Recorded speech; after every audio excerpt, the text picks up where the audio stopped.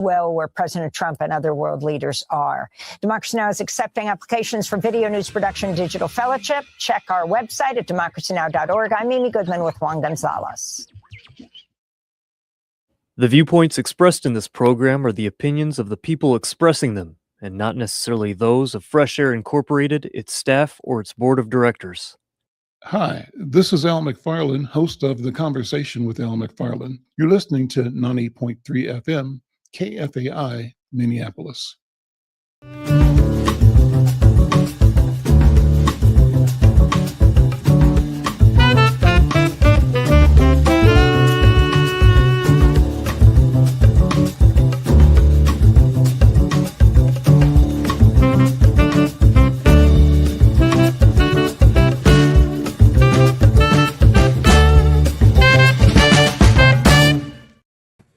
I'm Al McFarland. Welcome to The Conversation with Al McFarland. Glad to be here and glad to have you along as well.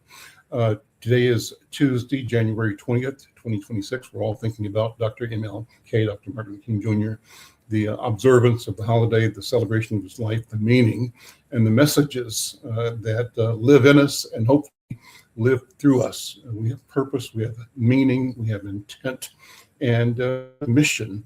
And that mission is the movement towards freedom, towards liberation, towards justice for ourselves, our families, and for all human beings. The mission is movement towards understanding the balance in the universe, in the atmosphere, in the ecosphere, the relationship between humans and non-humans that share creation. Well, we're going to just go today into the issues that are top of mind in the community right now here in Minnesota, and I think around the world. We're all sort of angry, concerned about the death of Renee Nicole Good, what it means, and about the continuing arrest and work of ICE immigration in Minnesota.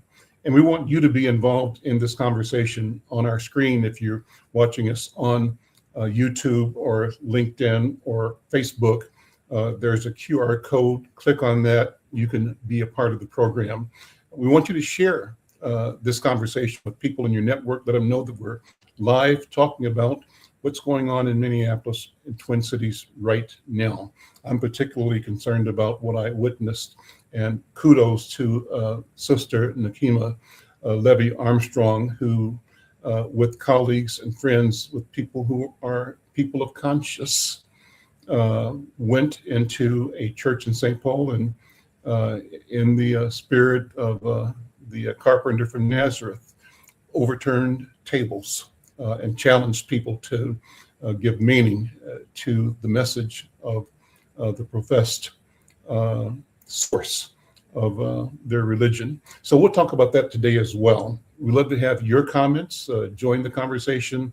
Go to YouTube or LinkedIn or Twitter, and you'll see the ability to click on and get involved in the chat. We want to have a live chat conversation, but if you want to come on screen and on the radio, we're live on KFAI. We welcome you there as well. I've got two special guests in the room already. I want to introduce them and ask them just to say who they are and give their impressions about where we are. What's this weekend, this past 2 weeks have meant to them. Haley Taylor Schlitz is here. She's one of the columnists for Insight News, and joining me for the first time is Professor Walter Grayson, who is at Macalester College. And I'll have you both talk about who you are and what you bring to the conversation, to the work that we're doing in community. But thank you both for being here. And without belaboring this, Haley, jump in. What's on your mind? You've written already. Your stories are in Insight News and on national platforms as well. What's on your mind right now? Thank you so much for having me part of this discussion, Al. I'm really glad to be back. I am, where my brain space is right now is thinking about how MLK Day was yesterday. And, I was part of several annual commemorations of Dr. King. And really the question that was going on in my mind is, what do we do after that? If we don't grapple with the causes that we have spent decades and that Dr. Martin Luther King spent his entire life discussing and fighting against, I fear that we may fall into a pattern of what this country does too well often in thoughts and prayers, in gatherings, in events, commemorations again, but then we return to habits and things fall on the back burner. So that's where my mind is at, and that's reflected in the writings you mentioned, but also I feel it's reflected in a lot of people's minds as we feel the energy, especially in Minnesota, which is where I am, just really this charged environment. It's getting more and more tense. I'm wondering, that's where my brain is at. Mm-hmm. Tell people who you are, Haley. Introduce yourself. I'll let you talk about who you are so they have a sense of the authority that you speak from. Yes, no, thank you for that, Al. I'm an attorney. I've been practicing for a year and a half. Before that, I was a U.S. history teacher. I graduated from law school when I was 19 years old, and I graduated from undergraduate at Texas Women's University with my degree in education when I was 16. So I've been really invested in empowering and educating the community. I'm an author, speaker, activist, but also from the legal landscape, I'm also very aware of what's going on here as well. And Haley serves with me on the board of directors of Greater Twin Cities United Way. Yes, and her presence as the youngest member of that board is significant and important. But her energy and her fierceness is the most important thing. She brings that to the newspaper, Insight News, to the writing she does with us, and for national. I think she's going to be featured regularly now on the Hub News, which is part of Narrative in Nubia, an important platform that I support. I'm actually rocking my Narrative Nubia gear right now because I'm all about what we're doing with Narrative in Nubia. Professor Walter Grayson, welcome. We talked briefly before. Thank you for jumping on this call with short notice. Introduce yourself if you would, and tell us what's on your mind as you consider what's happened here in Twin Cities around the murder, the death, the killing of Renee Good. Yes, sir. Thank you both for letting me be a part of the conversation. I am new to the Twin Cities. This is the middle of my 5th year living in community. I live downtown St. Paul. But this work has been a part of my life since I was born. Born into doing civil rights work, in the mid-'70s. And so it's been a long path.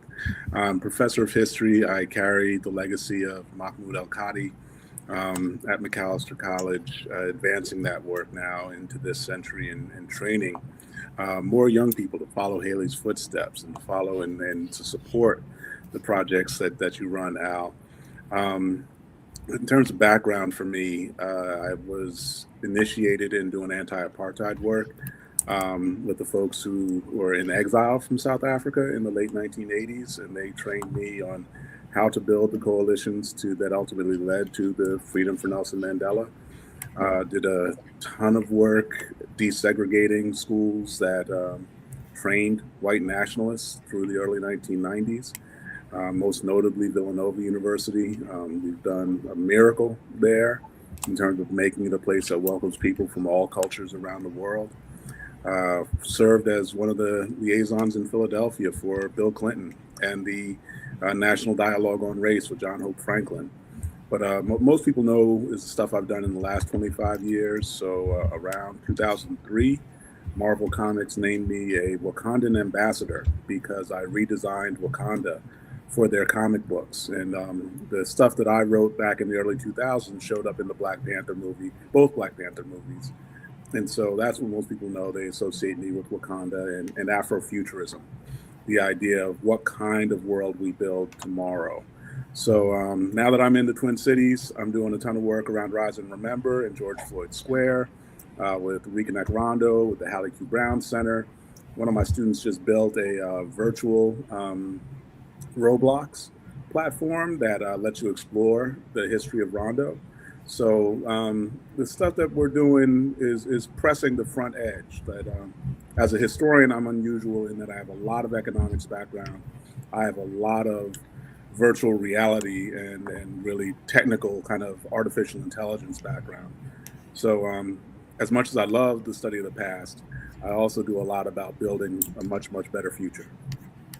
And so thoughts as you witnessed, as I did, the coverage of the police ICE action that resulted in the death. I call it the murder. So I don't refer to it as Immigration and Customs Enforcement. They have far exceeded the legislative coverage and authority that they have. I refer to them as a federal paramilitary force. They are operating as a gang. I found out about the shooting of Renee Good within about 2 hours. I was on Snelling, just below Marshall Street, and immediately my phone began to blow up. Like, my time here, I spend every day working with community organizations across the state to be able to be a part of effective rapid response and to begin to defend families that are vulnerable. So among the first calls I got were from people in St. Cloud that were being rounded up by groups of 8, 10, 12 at a time with no media coverage, with no one getting photography. They were ambushed by these forces. And what I immediately discovered is that we were focusing that first day on Minneapolis, rightly, and then the attack right after the shooting on these children coming out of school. They moved very rapidly within a couple days into St. Paul, into kind of the immediate surrounding communities. But those days for me were 16 hours round the clock, getting people prepared for this kinds of escalation. And so the other piece in the first weekend was taking our public officials aside and getting people to stand up and file that federal lawsuit that the AG's office and the governor put together last Monday. And so in the last week, I've been doing work all over the country connected to the King celebration. So I've been mobilizing people from the East Coast in like Newark and Philly. Currently, I'm doing work out in Oakland in the Bay Area, but getting people to send money to our communities and to send people, getting legal observers, getting lawyers, getting statements from international voices to condemn these actions. So as I said online, this is a moment very much like when South Carolina attacked Fort Sumter in 1861 and essentially provoked the Civil War, except that we are on the front line of the federal government attempting to turn our state into a prison. And so this is a much different challenge of not just having the force of the Union and the idea of someone like Abraham Lincoln behind us. We're now facing the anti-Lincoln. We're facing 20 governors, 20 state legislatures, the Congress, both houses, the Supreme Court, essentially attempting to rewrite our lives and take away all of our rights. Right. Haley, jump in, go ahead. I was just really resonating with everything Professor was saying. As he was speaking, I was reflecting on my night at the memorial after her death, after her murder, as I refer to it personally as well. And really just being in that space with her neighbors, with her family, with the community, and how important documentation is, as Professor was speaking about all the things that his students are doing, all the work that he has done, how important documentation is. And I want to kind of throw a bone out for the listeners, if they do want to get engaged in another way, is that the Attorney General Ellison is really, I feel like, showing Minnesotans especially what accountability looks like. He actually created a direct way for people to report what they've experienced and what they've witnessed, say if you have videos or pictures, so that way Minnesotans can respond with facts, in court, but also as we discuss, our ever-changing society. I think, and to give the exact website before I forget, it's actually www.ag.state.mn.us/federal-action. And it really is a space that it curates and protects the records that we take in this time.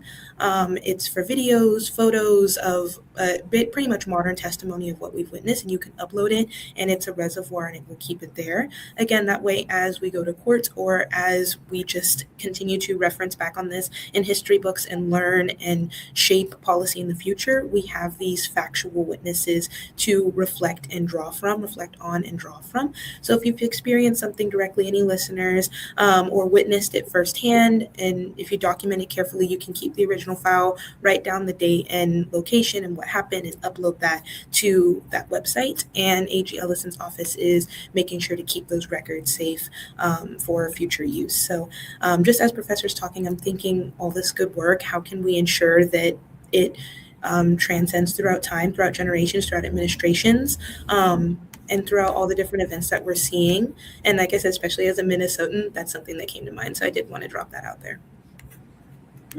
Thanks, Marnie, who's listening and dropped the URL there. So that's there, and you have the instruction. You know what to do. Go there if you're experiencing or hearing or learning or documenting. Here's a place to capture and archive and ensure that your voice, your knowledge is preserved and shared for the record. And so, Professor, you talked about this being a moment like, what did you say? The end of the Civil War, a turning point? The start The start of the Civil War. Go into that. Tell me more what you meant by that. Yeah, and I'll say for both of y'all, please use my nickname. Everybody calls me Gray, just like the first half of my last name. So y'all can just call me Gray. So and I'm Al, so that's good. That's fine. Okay, all right. This is unscripted. This is we're simply being together in community. And so for the listeners on KFAI, this was three people at the moment having a wonderful and personal conversation, sharing it with the thousands of you who are listening on KFAI and with the many, many more that may be connecting across YouTube, LinkedIn, Twitter, Facebook, and other social media platforms. We want you to be involved. And so there is a comment section. You can drop questions, comments, what you like, what you dislike. If you want to be on the program, say that, and we'll bring you in to have you state your case. We want to engage you. This is about community. So go ahead, brother. It's all good, bro. So yeah, this thing that I was troubled by immediately, and I'd say broadly, coming and being new to the area, this strikes me. People immediately will say it's just Minneapolis, and they mean like that little phrase, those two words, just Minneapolis, are really, really troubling and deceptive, in that it immediately draws a kind of circle around what they're going to focus on. So of course, when I know there's stuff going on in St. Cloud or Mankato or Bemidji, I'm like, yeah, this is bigger than that. This is not just in our big city. Right. And then there's this whole other thing that, I'm still figuring out about, okay, well, we talk about Minneapolis, but we also mean St. Paul. And so like, there's this thing about how do we talk about the Twin Cities? But then within that, within all the stuff within Minnesota about how do we talk about this, it's horrifying to me when I start to see news coverage. It would always be like the second or third thing down. It would be like, oh, there's Iran, there's Ukraine, there's this other incident in Venezuela, and oh yeah, this thing in Minneapolis. And I'm like, no, that's not at all what's happening. Like, this has got to be the number one. This has got to be the lead story. And I've just seen it over and over again since I moved here, is that New York gets way disproportionate coverage. LA gets way disproportionate coverage. And even when the Midwest, they're going to focus on Chicago before they talk about Twin Cities in Minnesota. Mm-hmm. And so to get around all of that and to make people realize this, I was very proud folks locally brought the attention. It's like, nah, this is much bigger. Y'all are not seeing everything over and over again on social media. You're seeing people report and send in stories, and you're like, this is horrendous. Kids are getting taken from their bus stops. Like, folks are having to organize to protect their schools.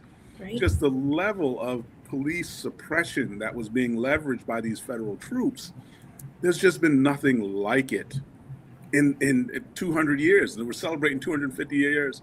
It looks like what the British tried to do to the colonists back that set off the American Revolution. But now these forces are much more developed. The weaponry is much more sophisticated. Their ability to control our information networks is off the chart. And so to make people understand this, I had to say, this is what it looks like. This is what the South claimed the North was doing to set off the Civil War. But it's what they're actually doing in reality to actually suppress Minnesota. Great. And so that's why I use that frame, is to talk about Fort Sumter. It's like that whole debate around the idea of the Civil War and, oh, was this a war of Northern aggression? No. Lincoln was trying to preserve the Union. And we can get into the issues about slavery and the preservation of Union too. But it's really South Carolina attacked this federal outpost. That's what starts the conflict. And instead of it being a state, say we were Minnesotans and we were angry about MAGA policies, which we are before. We've been mad all year. But we didn't send a militia into DC and start saying, yeah, we're going to take over and make you repeal these policies. That would have been like what South Carolina did. This is so much worse because it's got the force of the federal government backed up by 20 states controlled by MAGA politicians who like what they're seeing. So to use the term, this is almost provoking civil war. Is that a good term for this So situation? that's why we've seen the governor be very hesitant about deploying the National Guard. It's why people are very concerned about this idea of the paratroopers coming from Alaska coming to Minnesota, although a lot Why of is people that? are arguing. Why Alaska? Well, of course, it's cold. So this was one of the things we knew when they were going to send people up from down south up here last weekend. It was like, yeah, you want to stand around outside of Minnesota on a sub-zero weekend. You'll find out. You'll realize this is a bad idea. But if they have federal troops coming from Alaska, they're equipped to deal with whatever kind of weather situation we're in. But the other thing is we have a lot of intelligence operatives saying this is a false flag to say that they're getting prepared for Minnesota when in fact they're going to go to Greenland. And so we're in a very dangerous spot. And that's another piece of this, is that we as Minnesotans need to connect to our allies in Canada, to our allies in Europe. And this is a global conflict that is manifesting in our state, not just a national one. So tie these together. Tie together Renee, George Floyd, Renee, good. The governor as a candidate against Trump with Kamala Harris, right? Our AG, Keith Ellison, successful in prosecuting the killer of George Floyd. Tie that to this question of, as you said, preparing National Guard troops with the thought of it being they'll come from Alaska to Minnesota. But while that sleight of hand is being deployed, there's a real concern about troops being deployed to Greenland, and connect that to what has happened already in Venezuela. What's the connection, the through line for all of this? Yeah, no. So and with all of that, the almost effort to dismiss the Epstein absolutely examination. How does it all fit together? No, so the ongoing effort to comply with the federal law required all of the documents in Department of Justice to come out about Jeffrey Epstein. That accelerated this project that they've had in mind in terms of, they refer to it as a unitary executive, that essentially the president will have all the powers of Congress, all of the powers of the Supreme Court, and essentially function as a king, as an emperor, as long as it's aligned with this agenda, this Christian nationalist agenda. And so that piece, whether it was Venezuela, whether it's Greenland, sabotaging relationships with NATO, that's all the big scheme of things. That's all kind of attempting to undo most of the 20th century and the kind of free society that was constructed through the first two world wars. This is Trump's ego, but it's more like the people around him, the people who fund him, attempting to remake what is the world society in this century. For us locally, we are much like the people in Venezuela who are being used to kind of cow other people from resisting. They want to see us submit. They chose Minnesota and the Twin Cities to be like, if we can make them surrender, we can make them hide in their homes and just give up, all these other places will fall next. It'll be Illinois. That's the next agenda. Certainly Wisconsin. Like, that is the psychology behind this, that if we're forced to surrender and to kind of run away from the conflict, they feel much more confident about breaking the back of California, breaking the back of New York, and then basically consolidating this kind of fascist rule, not just in the United States, but if you look at where all our military bases are, that then gets their military compliance across Europe, across Asia, and sets a new normal that's in Trump's image. So that's the thing. We can see the killing of George Floyd, or I'll even go back to Philando Castile. These were all efforts to show the strength of the police power over the citizenry, that our lives are not valuable, and that if they can eventually convince us to be scared of them, their agenda is much more easy to advance. Haley, jump in. You know, I'm really just, as he's talking, and I am hearing more along with you, Al, and the listeners about this one executive and about the idea behind just this being the beginning of the Civil War, and really trying to take that from the history lens of things. I was a fifth grade U.S. history teacher, so taking that from the lens of the history of our country really has led me to reflect on Dr. King's letter from Birmingham jail. I have a couple of quotes in front of me, so I'll get to that in a second, but I just really think that rereading that letter in general for any listener is really important right now, because it's so close to what we are living in today. Not just the chaos of like the government and the power and the abuse that we're seeing, but also a reminder of those that choose the false sense of peace over justice and the fight for justice, and trying to use media, Black media, strong, vibrant Black media, and other outlets to raise awareness about that. So again, I have a couple of quotes. He wrote this letter from Birmingham jail on April 16th, 1963. He was jailed for participating in a nonviolent direct action. He actually wrote it to respond to a public statement from a group of white Alabama clergymen who criticized the Birmingham campaign as unwise and untimely. So with that in mind, this is really similar to many on the far right or modest who are concerned about protests in Minnesota rather than what's causing the protests in Minnesota. So a couple of quotes that I want to just, I'm picking them out, but to prompt and guide our discussion is one of them that's very famous is injustice anywhere is a threat to justice everywhere. And I feel like we're seeing a lot of that, especially in what Gray was just saying about the one executive and kind of stringing together the things we're seeing about the Epstein files or Greenland or Alaska and the troops. Like truly all of this is just think of like weak links in a chain, like one potential, cavity in this injustice is a threat to the stability of justice in our whole country. Additionally, there's this quote that I really like, and it's a little bit of a lengthy quote, so I'll just read this part of it. You deplore the demonstrations taking place in Birmingham, but your statement, I am sorry to say, fails to express a similar concern for the conditions that brought about the demonstrations. I am sure that none of you would want to rest content with the superficial kind of social analysis that deals merely with effects and does not grapple with the underlying causes. It is unfortunate that demonstrations are taking place in Birmingham, but it is even more unfortunate that the city's white power structure left the Negro community with no alternative. And again, we're seeing a lot of that here, from George Floyd to Renee Good. We're seeing a lot of that here with Black and brown communities in Minnesota, but nationwide, globally, and that also strings together what Gray was talking about in Venezuela, what we're seeing in Ukraine, like truly a global. People try to address protests and consider, the different laws and such that regulate protests or uprisings or just First Amendment issues when it pertains to the United States, but truly what is causing communities to resort to things like protesting on the streets, resorting to social media and media awareness. These conversations are symptoms of a greater disease. And then the last quote I'll pull is this one that I also really felt was directly applicable to our conversation.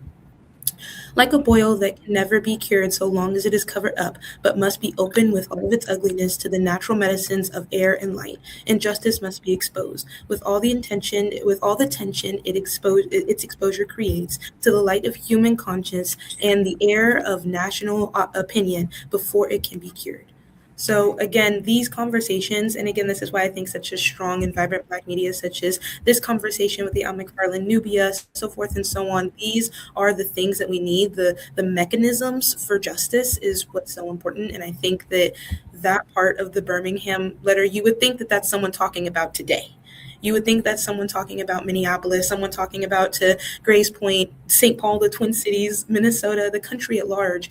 You would think that that's a quote from an article I read last week, because that's how directly applicable it is. So when you say we're at the, we're kind of reliving or refollowing the cadence of the outset of the Civil War, I'm truly seeing history repeat itself. And as a history teacher, I definitely felt my mind go there. So I thought that it'd be good for listeners, but for this conversation to hear a couple quotes from that letter, because especially with MLK Day being yesterday, it's really, really applicable. Professor, you've dropped a couple of items in the to share. Would you walk us through those? Jared One of my recent projects that's done okay is the graphic history of hip hop, and I work with Tim Fielder, who is just a brilliant artist on a number of projects, but especially mini comics. And so, about a year ago, we did one for Kendrick Lamar after the Super Bowl performance that he did that leveled a lot of the same kinds of criticisms we're talking about today. But as we saw the protests, or really not even protests, these are defenses of our communities that are unfolding. We put together this project, a 2-page mini comic that invokes Prince, who is of course a native son here, and talks about his song "Let's Go Crazy." This was my way of raising the emergency banner to say this is not just a normal everyday process. The stakes are ridiculously high. And so this has resonated widely. We've gotten hundreds of millions of people downloading this art and going after and sharing this as a way to talk about our connection to each other. And so it's right because it says "Dearly Beloved." It takes the somber tone of kind of mourning of this moment that we're in, but it also is defiant. It is also raising us up to find the strength and find the joy that we need to resist and to protect and expand our freedom going forward. The second page of the comic goes in three panel sets. Look at George Floyd and this moment of breathing while black, and it says this is highly suspicious from the perspective of law enforcement. And of course, he is killed, but the world rose up and said, "We're not doing this anymore. This will have to stop." And then I look back to Philando Castile, the idea of moving or driving while black, and that's so ridiculous, completely unacceptable from law enforcement. We're seeing this now. They want us all in our homes until they come to kick in the door and take us away. And still around St. Paul, Castile's a legend, and we still celebrate him. We hold him up as the best of our city.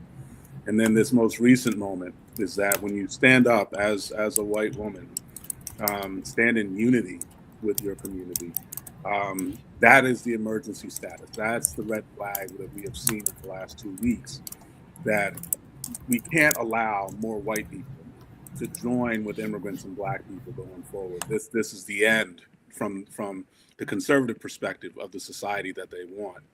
And so that's the space where I say history is judging this moment and saying that Minnesota was on the front line that stood up and defended freedom for all people. So that's the comic. We're sharing it for free. So if you go to the link and you can just click on it and download it. We hope people will share it widely and take that inspiration from it to stand up everywhere. Awesome. Let me put the link on the screen here. I think I can do this. Oops, I hit the wrong button. Sorry. I actually went and clicked it on and went to the page. So I was going to share the URL, but you can put the URL again in the chat. Yeah, there it is. We've got it. Yes, indeed. Okay.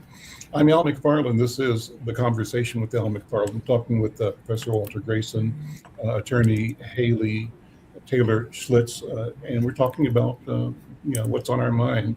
I drove. So I live in North Minneapolis. I drove down to 24th and Lindale just to sort of get a feel for what happened. I wasn't there during the protest, but the community is my community. That's 3 to 4 blocks from our office, Inside News, over on Bryant Avenue. And I raised my family in this community, in this neighborhood. So I'm very concerned for the safety of my neighbors, of my community, and for the trauma that this incident is making.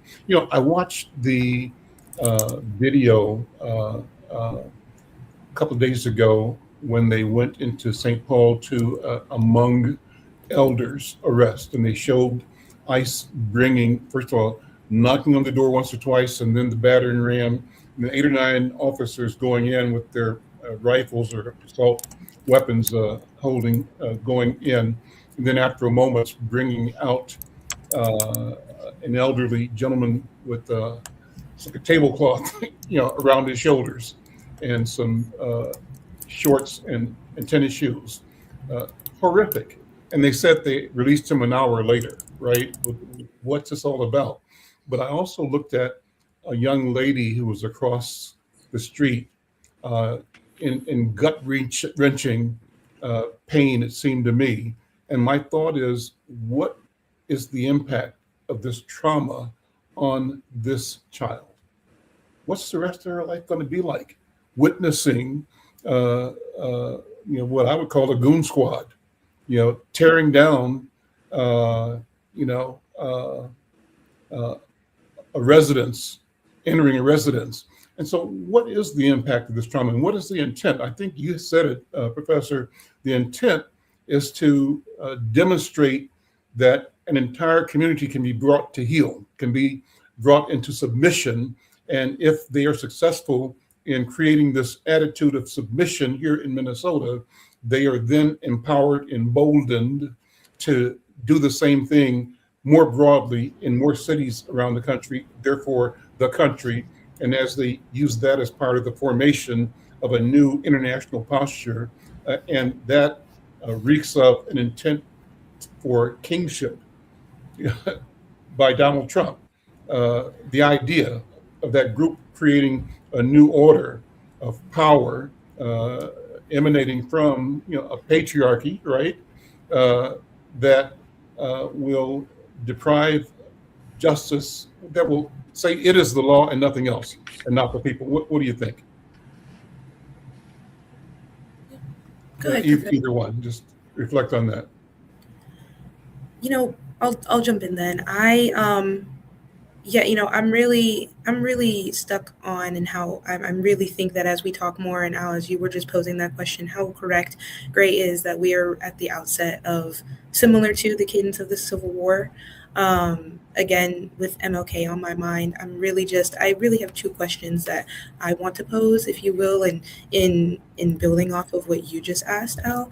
Really, MLK said some people, or it's dangerous to be more devoted to order than justice.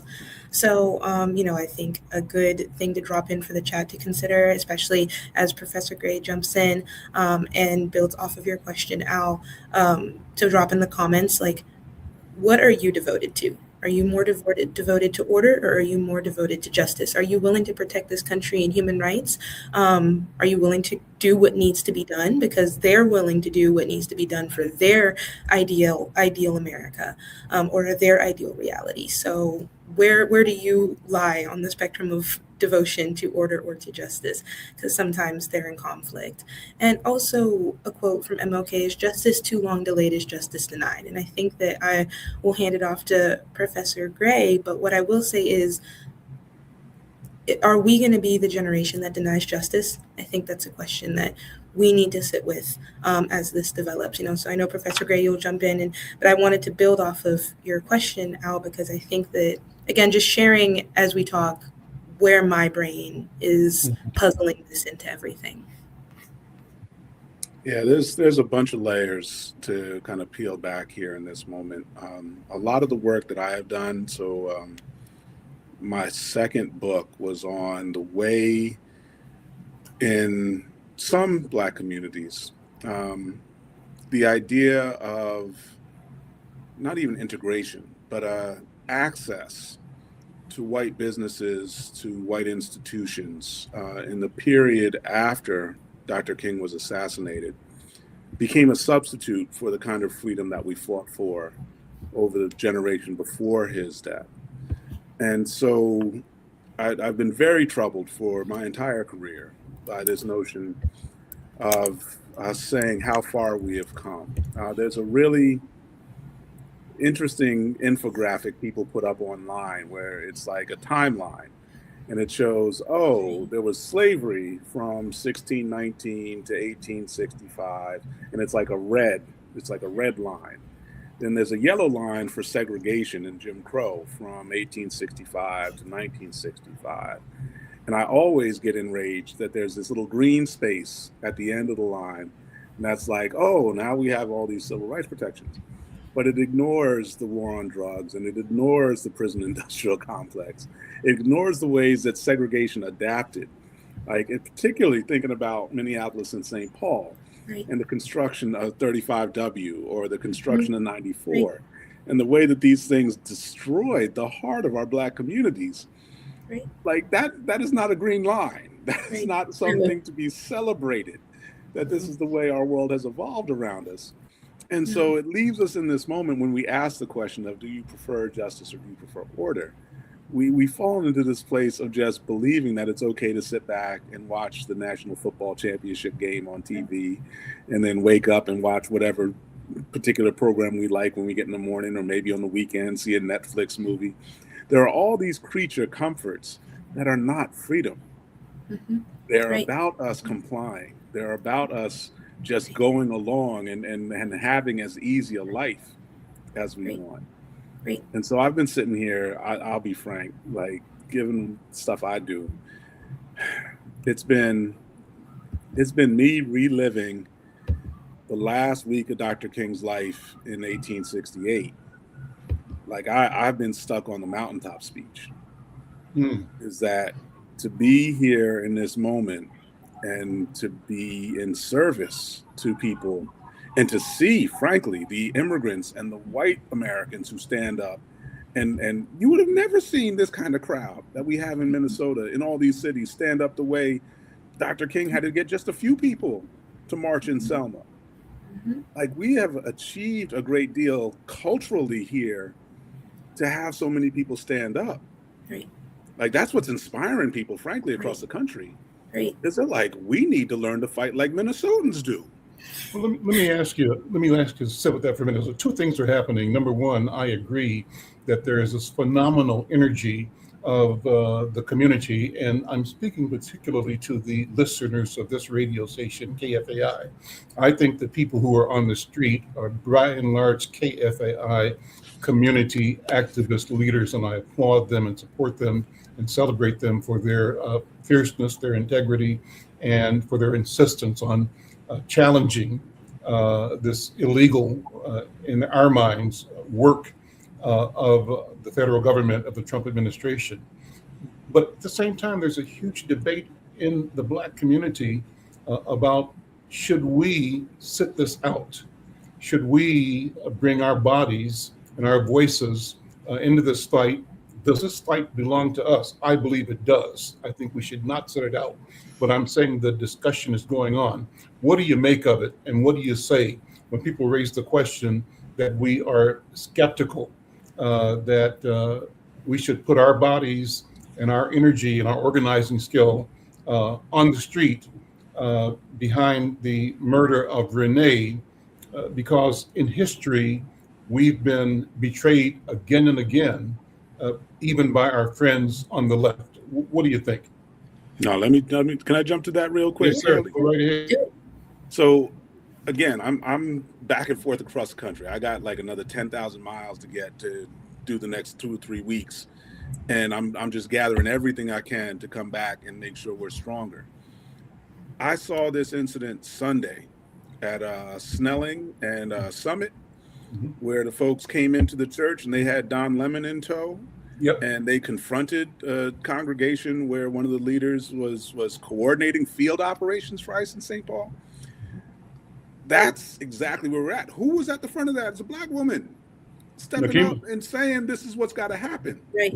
And the thing that was brilliant about it is we weren't going in there like Dylan Roof and trying to shoot up a Bible study. Right. We were going in there just saying exactly how you framed it. I loved how you said that. What's going on with these money changers in here? What's going on with these people that are not about the faith and the practice of the Christian church? That is what needs to happen. Now, I'm going to say all the Southern Baptists are ready to come running up here and create more problems. This was an escalation, but it's making people pay attention to the fact of how evil what is happening around us is.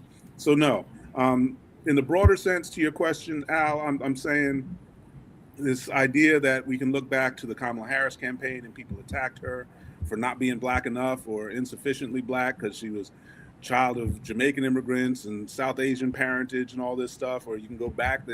I'm dealing with colleagues right now who love to attack Barack Obama, saying he's biracial, didn't know his Kenyan father. He's not part of the Black American experience.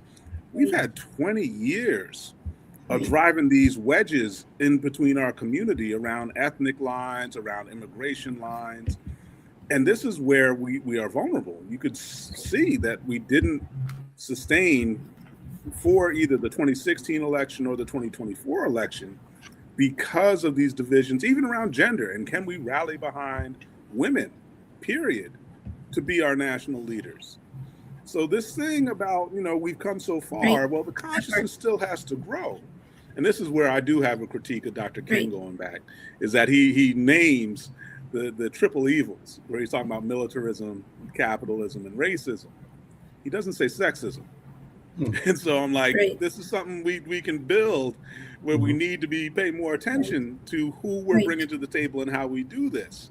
And that's the piece for me in the moment that we're in, is that, we need to stand united. And drawing these lines where we say some people don't belong, or I don't like the way the person said this. Nah. If you are about freedom, you're on the same team. You're not here just to kind of line your wallet and make sure you are working for the billionaires who are going to then take away everybody's freedom, regardless of where you're from. Right. I love the way you said that. If you're about freedom, you're on the same team. I think that is really the message that I hope a lot of the communities hear, because especially after the election, there was a lot of that frustration with, Black women, as you talked about sexism. Black women in particular have been such a turnout, especially in the Democratic and blue waves.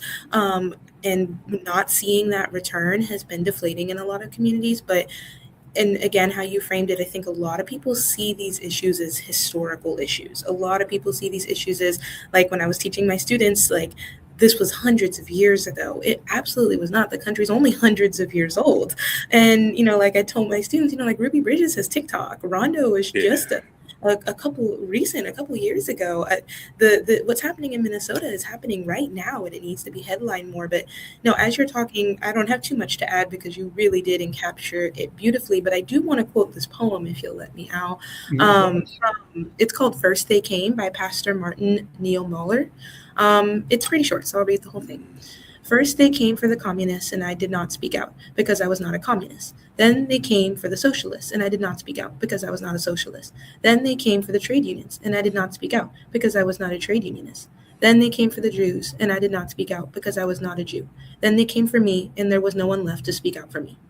So, and it's kind of like that whole underline, like Lord of the Rings, the trees stayed out of it. And then when only the trees were left in the world, there was no one to ally. There was no one to band with. There was no one to be stronger in numbers. And that's what I tell younger generations. Oftentimes you hear, oh, my vote's 1 of a million. It doesn't matter. If that was true, why are they trying so hard to take it? If that was true, why did people die fighting for it?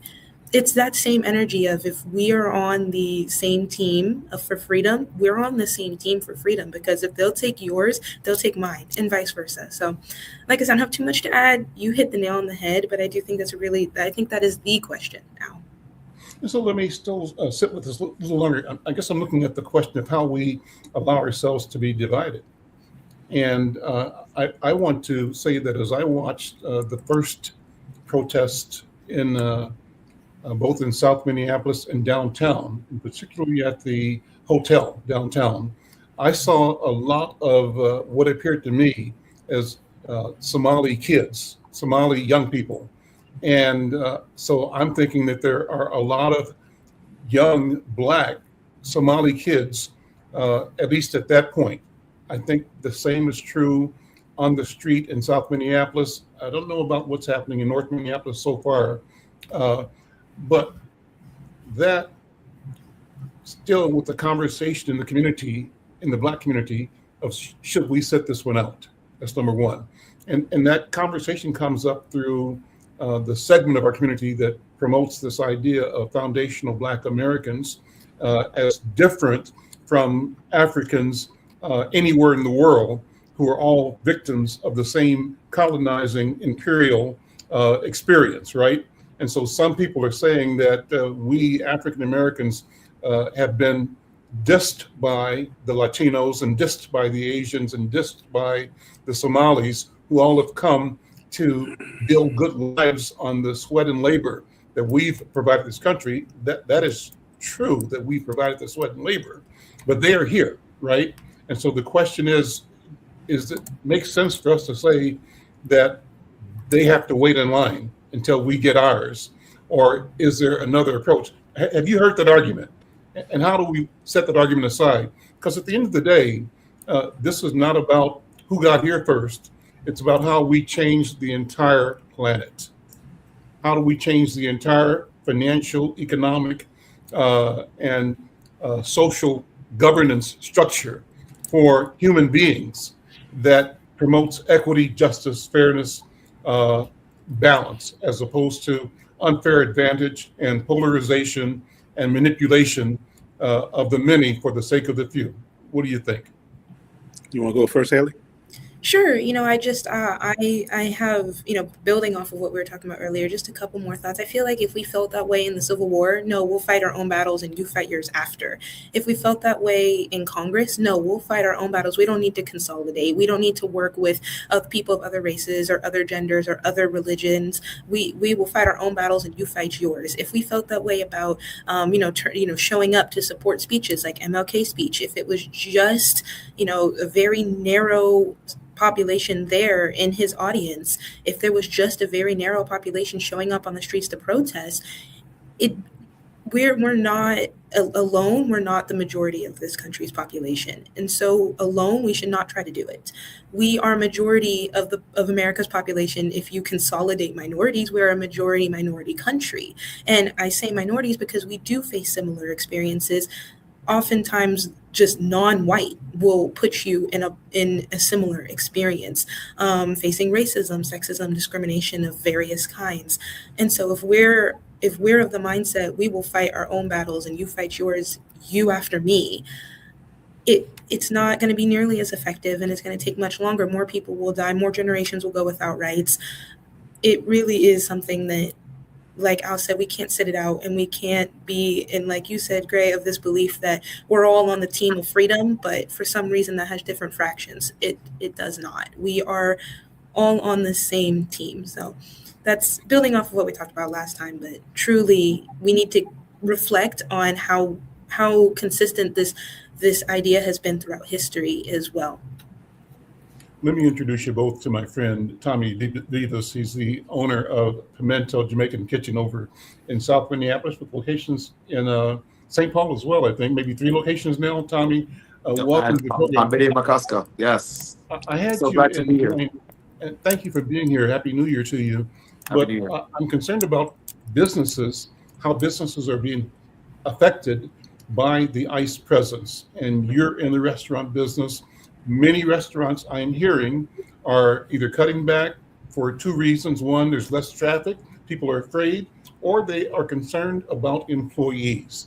And many of the workers in the hospitality industry may be from other countries, citizens or not, but there's a fear that's permeating. How are you finding that in your business and among your peers in the restaurant and retail business? And thank you for jumping in. Yeah, so I would say it reminds us of COVID again. We're trying to figure out what to do to pivot, to stay afloat, and to take care of our community, our employees, and it's been quite a struggle, not just for Pimento, but across the industry. I've spoken with my peers, and we're all going through it. I've spoken to the vendors, and the vendors are all going through it. So it's been a nonstop challenge. And of course, people are scared to come out. The streets are empty, right? It feels like economic warfare being declared on the Twin Cities, or on the state of Minnesota, rather. And as it relates to our concern for our employees, I have even Native American employees who are scared to come to work. I'm literally walking with my passport everywhere I go, right? Because that's what this moment requires and calls for, and it's sad and unfortunate. But we have Minnesota vibes and Minnesota nice, and we know we have hope, and that Jamaican in me naturally knows that we're going to pull through this and continue to be that model city for the world. Can I just add in, Gray, real quick, like a one sentencer? What you're saying, what he was just saying really resonates with me. I think that it is in line with what I was alluding to, in the sense of it.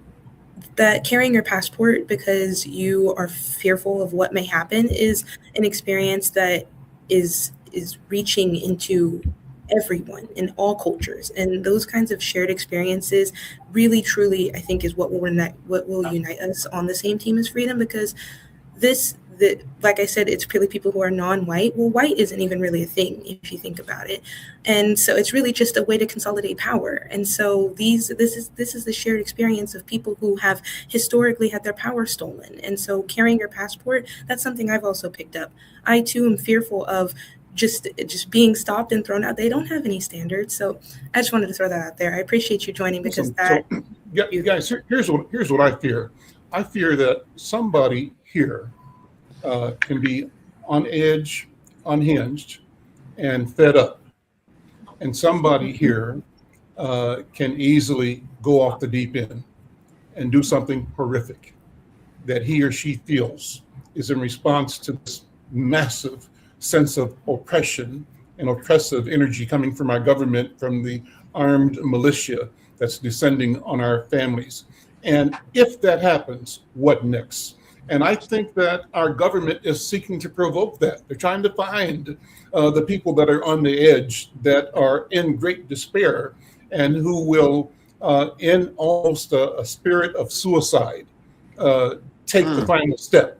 And as that step is taken, it justifies opening the gates of hell, moving in those regular army people to say the Twin Cities is unmanageable and in the grip of revolutionaries or crazies, and therefore the government must shut us down. So what do you think about that? Yeah, let me come at that. Paranoid? That's really crucial, and I want to transition to it. Both connecting, Tommy, welcome. Great to hear your voice, sir. But also something we've gotten in the chat. Dora Jones says, yes, immigrants need to be in line for benefits. Yeah. We are always going to be on the bottom as Black people. Keep on defending that and giving excuses to that. We are not the same team that has the problem that we have as African American people. We think we're on the same team, and no, we're not. Until America cuts the check for African American descendants of slaves, all these businesses need to be shut down. I'm sorry, Tommy, that's not me. I'm not saying that. And that's my opinion. So to come at that in this particular point of the volatility of the moment, Al, you are so right. All it takes is one person that has one of our registered firearms. You're seeing folks out on the street defending their neighborhood. And that is the thing. If just one ICE agent goes down, they put it up on a sign on one of their press conferences. One of us, all of you. And this Nazi slogan came out and said they will exterminate people should any of the people that they favor be killed. So that is the razor's edge that we're on. But I want to say there's a very different model, and it's not just from Dr. King, it's not just from the policy stuff I mentioned about Obama or Biden, but it combines that. If our governor can do this, he can align and create essentially a trade partnership with both California, New York, and Illinois. And that's the heart of the U.S. economy. You get our 4 states working together in this emergency situation. We could offer PPP programs, just grants, that will keep these businesses open and keep people meeting their payroll. That'll stabilize everybody. We saw this, and all those loans were forgiven. They didn't have to pay any of that money back. We can do that right now. And it's not even in the form of reparations. That the reparations work that I've done has been about New Jersey. We rebuilt the entire state economy, and it's supported by former Governor Murphy. We're working on the support from new Governor Sherrill, where we actually rebuild and reinvest in places like Rondo and North Minneapolis and South Minneapolis, because it makes everybody more prosperous. We have this sense that when we don't invest in each other, there's this piece that we're losing. But and this is ultimately my closing point on this, is immigrants need to follow the lead of Black Americans about the way that this fight has been taken forward over years. If we can do that, there's a sub-lesson in that about young people not engaging in generational neglect, but generational care. When you're talking about the young Somali brothers and sisters in the street, it's not about turning the back on older generations of folks. It's about extending care so that we all move forward together. And that's a process we as leaders in all of our own spaces, we have to nurture that and sustain that. So thank you for letting me get all that out there. That's fine. I'm going to ask the station to let me go over a minute or so Tommy can make his comment. Tommy, go ahead. Yeah. We'll see. Let me start by responding to Honorable Sister Nora Jones. Thing one, I'm all for reparations. Reparations make total sense. Let's do that, right? All right. But beyond that, I think what we need to sit with is a couple of things, right? When I think of Marcus Garvey, he was an immigrant, right? And 100 years ago, he was talking about these same issues. And there was always that language, that notion of, no, let's separate and wanna do phone thing and we do our thing. And it hasn't really gotten that much. Back to Sister Dora's point, do you really want a state where you don't have international food? When I moved to America, when I first visited America at age 5, I landed in Miami and I remember having Chinese food. I've had Chinese food, but I had Chinese food in Miami and I'm like, wow. And then I had Cuban food in Miami, I'm like, wow. And then I remember being an older kid when I used to summer in New York and being on the subway eating pizza and drinking a Coca-Cola, and that made my American experience so much richer. And I'm sure that's what it does to your experience as well. And so we need to figure out how to protect immigrants, because immigrants is what makes America great. Let's close it right there. Right. Listen, thank you. Tommy Davis, thank you. Professor Walter Grayson, Haley Taylor, go check out Tommy's restaurant. He's open. And check out restaurants in our community. Let's support businesses that need our support at this time more than ever. Support agencies and organizations that serve our community. I'm Al McFarland. I'm Shane.